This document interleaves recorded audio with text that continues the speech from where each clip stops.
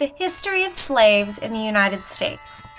The first slaves in the American colonies were in Jamestown, Virginia in 1619.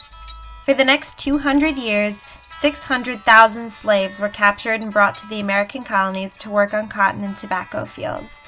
Slaves were often kidnapped from their homes in Africa and put on a ship to cross the Atlantic Ocean. This trip was called the Middle Passage. Slaves were packed onto the ships so tightly that they were not even able to sit up. Many slaves did not make it through this journey.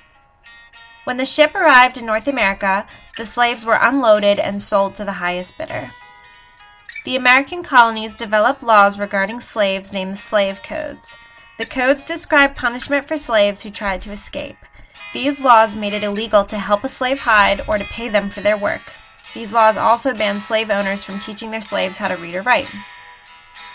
Slave owners lived in large plantation homes while the slaves lived in very small and tightly packed quarters. After the American Revolution, many northern states outlawed slavery. Lots of northerners felt that slavery is wrong and should be illegal.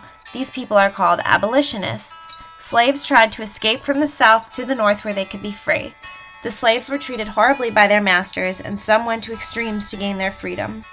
Often slave owners would offer a reward to men who caught and returned their slaves. In order to escape, slaves traveled on the Underground Railroad.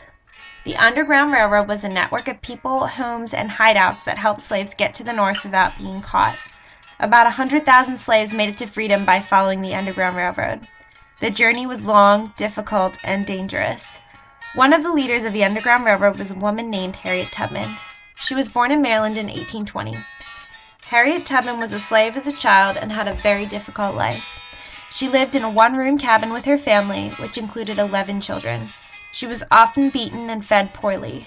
When she was 13 years old, she was hit very hard on the head by a slave owner who was trying to hit one of his own slaves but hit Harriet instead. Her injuries almost killed her, and it caused her to have frequent dizzy spells and blackouts for the rest of her life. Despite her difficult childhood, Harriet Tubman escaped to freedom at the age of 29 by traveling along the Underground Railroad. She wanted to help others escape, so she went back to the South.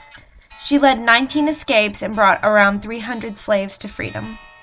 Harriet Tubman risked her life and freedom to help others gain theirs. She was never caught, and she never lost a slave. The South eventually seceded from the North and became the Confederacy. This began a civil war. In the end, the North won the war and the Southern states rejoined the North. President Abraham Lincoln gave the Emancipation Proclamation, which declared that slaves in the South were free. This did not free all of the slaves immediately, but eventually all of the slaves were freed. In 1865, the 13th Amendment outlawing slavery was added to the Constitution.